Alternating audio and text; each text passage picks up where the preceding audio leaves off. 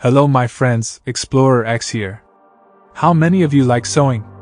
Maybe a family member is into it? Well, here's a story of why to always be cautious of old items that seem too good to be true. The ancient sewing machine sat in the thrift shop, gathering dust and cobwebs as the years passed. It was a dilapidated relic, cast aside by its previous owner and forgotten by the world. But for Kelly, a beautiful seamstress with a passion for intricate patterns and sumptuous fabrics, the rusted machine was a beacon of possibility. She saw something in the machine, something that spoke to her soul.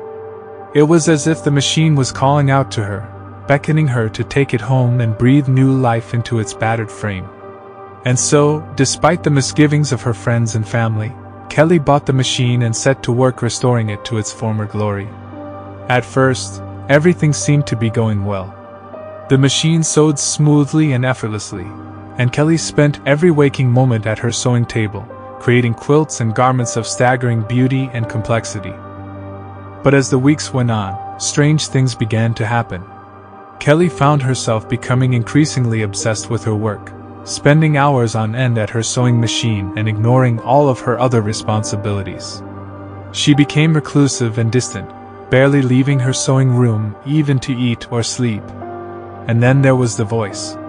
It was a soft, seductive whisper that seemed to come from the very fabric of the machine itself. It told Kelly to sew faster, to never stop, to create the most beautiful quilts the world had ever seen.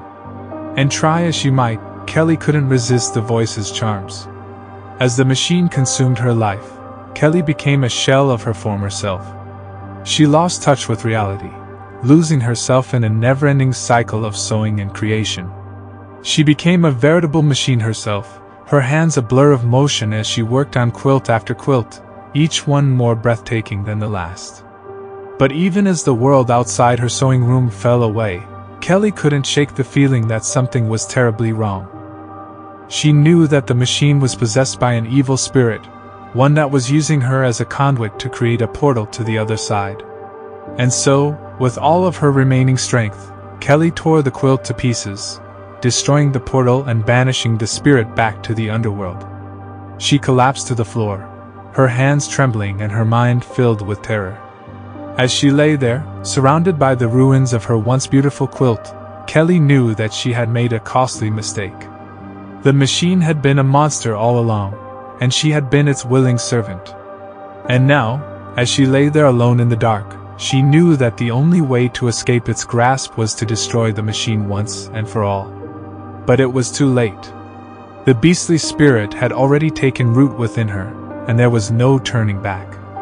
She could feel it writhing inside her, a constant, evil presence that seemed to be calling out to the other side. Kelly's fate was sealed.